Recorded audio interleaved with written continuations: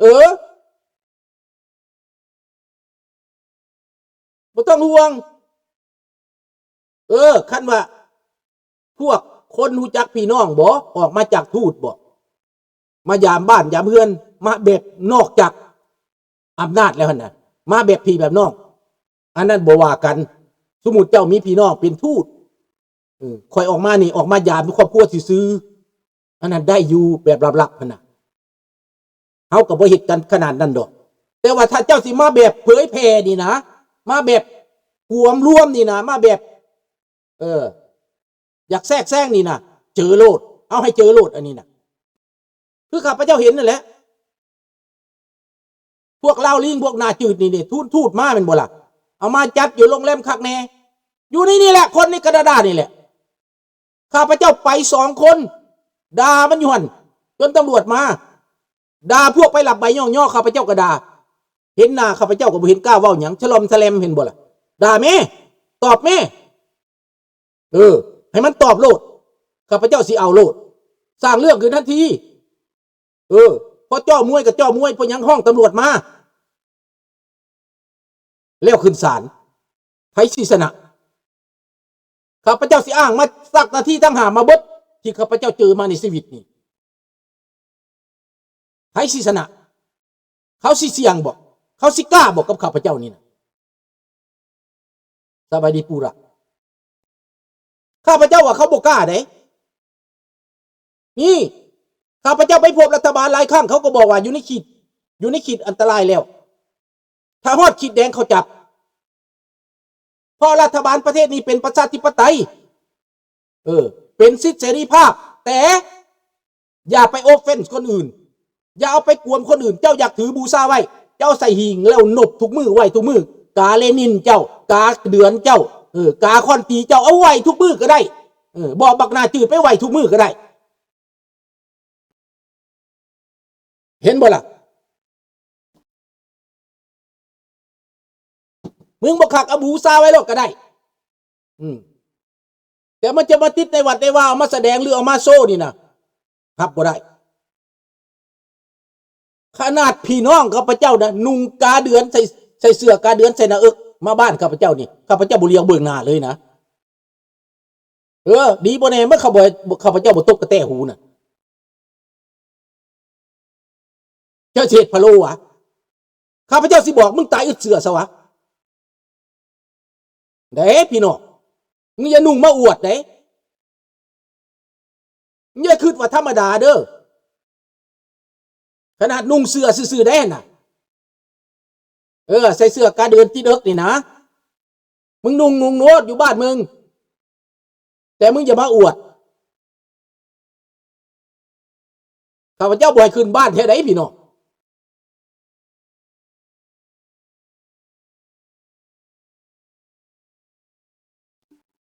แต่ขนาดใส่กุ๊บซื่อๆนะกุ๊บแก้วนะพี่น้องข้าพเจ้ายังหับบ่ได้มึงแม่นธรรมดาได้มึงมีสัญลักษณ์อย่างบ่เฮ็ดเพื่อหยังนี่แหละพี่น้องการต่อสู้มันต้องรู้จักว่ามิตรศัตรู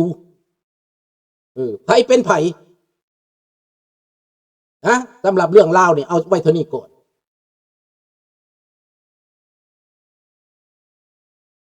บัดนี้มาว่าเป็นหยังเซเลนสกี้เสนอที่จะแก้ไขปัญหาเรื่องโดรนอิหร่าน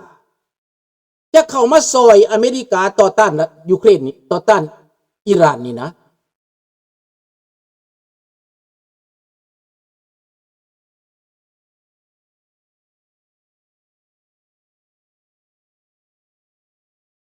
ปราบมาแล้วบอกอมิโก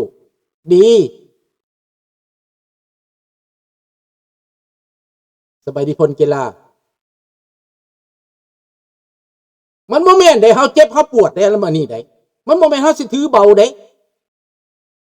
สัญลักษณ์ใดที่มันทำลายครอบครัวเฮาแล้วสัญลักษณ์ใดที่มันทำลายชาติเฮาแล้วนะเฮาจะบ่อภัยมันได้มันจะเป็นพี่เป็นน้องเฮาก็ตามได้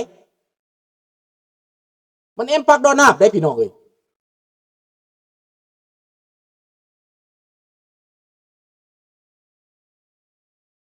นี่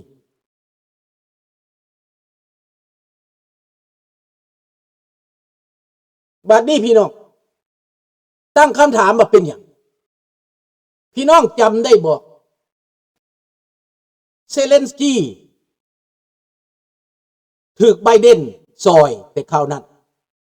เอาเงินไปซอยเบิด200-300 ล้านต่อต้านเพื่อปกป้องยูเครนไว้ข้าพเจ้าบ่ได้โทษไบเดนเด้อคราวนั้นเพราะว่าสงครามมันเกิดขึ้นตอนไบเดนเป็นรัฐบาลโดนัลด์ทรัมป์มานี้บ่มักไบเดนเลยล่างนโยบายไบเดนเลยไปคัดใส่ยูเครนไปเฮ็ดใส่ยูเครนไปซ้ำเติมในใจเลยอยากซ้ำเติมบ่พอใจว่าซั่นไปอยากบีบให้ยูเครนยอมรัสเซียเรื่องของมันเป็นอย่างนี้แต่ต้องคิดเด้อพี่น้องเด้อฟังเด้อฟังเวลามาหาอเมริกาหลายครั้งสบายดีมีค่าเวลามาพบโดนัลด์ทรัมป์ก็เกลี้ยกล่อมแต่บ่ได้หุ้นแห้งตอนนั้นมีเทื่อหนึ่งนักข่าวก็อยู่หันไม่ก็บ่ได้ปิดต่อหน้าชาวโลกพี่ใดจำได้บ่โดนัลด์ทรัมป์ได้บอกว่าเซเลนสกี้ยูโนแฮปขาด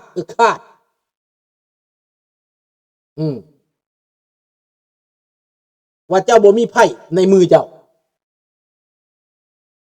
vous n'avez pas de carte à jouer แล้วเซเลนสกี้เจ้าต้องยอมเซเลนสกี้บ่ยอมเถียงเจดีแวน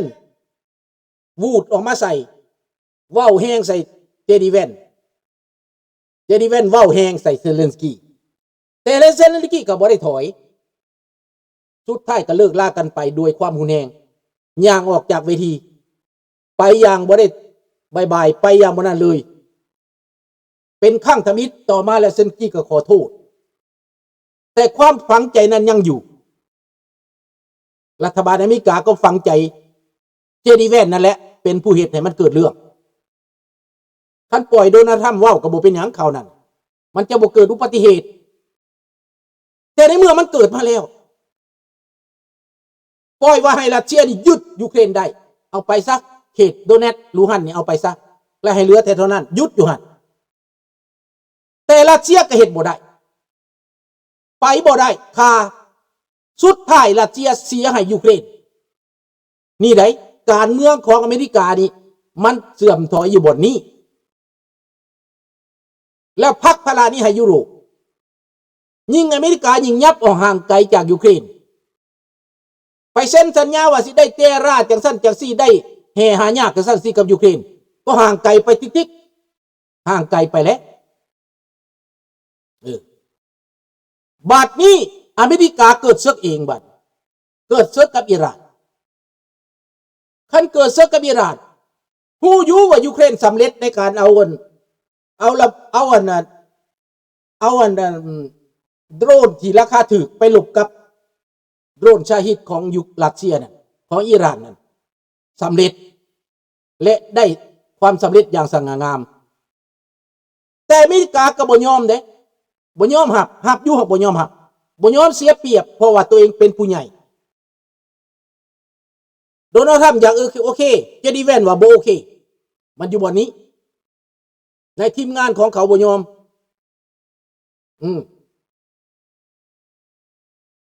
คันบ่ไปเองดังนั้นเฮาบ่ทันเห็นโดนัลด์ทรัมป์ไปยูเครนประธานาธิบดีอเมริกาบ่ได้ไปยูเครนมันมีบ่อนนี่แหละบ่อนสำคัญมานี่เกิดข้อยุ่งยากกับอิหร่านบ่ได้เฮ็ดกับอเมริกาโดยตรงแต่ตายย้อนไป 7-8 คนย้อนว่าอยู่ในดินแดน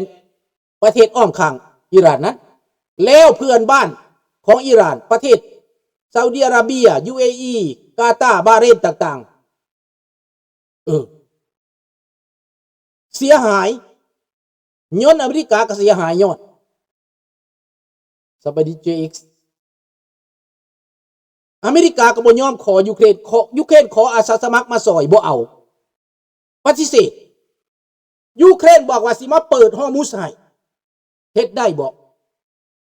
ยูเครนเคยเปิดอ่าวทะเลดำด้วยตัวเองใส่โดรนตัวเองใส่ทหารตัวเองใส่อาวุธตัวเองเปิด